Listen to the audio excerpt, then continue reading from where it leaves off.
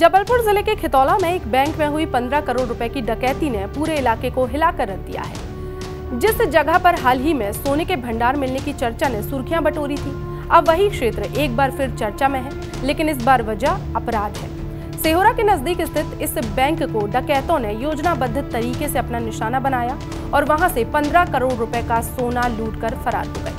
फिलहाल पुलिस ने इस पूरे मामले में डकैती के मास्टरमाइंड समेत 4 आरोपियों को गिरफ्तार किया है, लेकिन लूटा हुआ सोना पुलिस अभी तक बरामद नहीं कर पाई है। जबलपुर पुलिस और क्राइम ब्रांच की 5 टीमें बिहार और झारखंड के अलग अलग स्थानों पर लगातार दबिश दे रही हैं, लेकिन पुलिस को फिलहाल सफलता हाथ नहीं लगी है। दरअसल इस पूरी वारदात का मास्टरमाइंड रईस लोधी है, जिसे पुलिस ने 3 अन्य साथियों के साथ गिरफ्तार किया है, जिनमें सोनू बर्मन, हेमराज सिंह और विकास चक्रवर्ती शामिल हैं।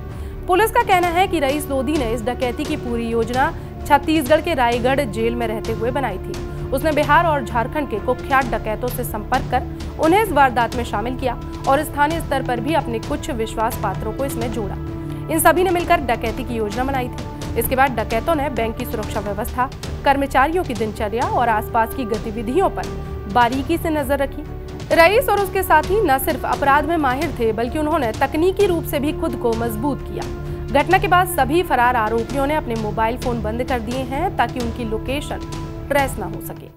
11 अगस्त को थाना खितौला स्थित इसाफ स्मॉल फाइनेंस बैंक में 5 अज्ञात लोगों के द्वारा वहां के लोगों को डरा धमकाकर लाकर तोड़कर वहां रखे हुए 14 किलो 875 ग्राम सोना और 5,08,000 रुपये नगद चोरी कर लिया गया था। इसमें विवेचना में जब आगे बढ़ा गया तो इसमें जो लूट में लिप्त 4 आरोपी थे, उनको इसमें गिरफ्तार कर लिया गया है और 1,83,000 रुपये नगद, एक पिस्टल, 4 कारतूस, 2 मोटरसाइकिल इसमें जब्त कर लिया गया है। जो लूट में लिप्त अन्य आरोपी हैं उनके लिए 5 पुलिस टीमें लगी हुई हैं। जल्द ही उनको हम गिरफ्तार कर लेंगे। ये कोई जेल में भी इनके कोई एक जो आरोपी इसमें रईस लोधी जो गिरफ्तार हुआ है वो छत्तीसगढ़ के रायगढ़ जेल में 1 साल बंद रहा है। उस दिशा में भी विवेचना में हमारे काम चल रहा है कि अगर वो किन्हीं लोगों के संपर्क में आया होगा तो ये गोपनीय जानकारी जुटाई जा रही है और उस पर भी काम चल रहा है। जबलपुर जिले में हुई डकैती की ये पहली बड़ी घटना नहीं है। इसके पहले भी कई जगह डकैती हो चुकी है। डकैती के कुछ अनसुलझे केस हैं, उनके बारे में भी जान लीजिए।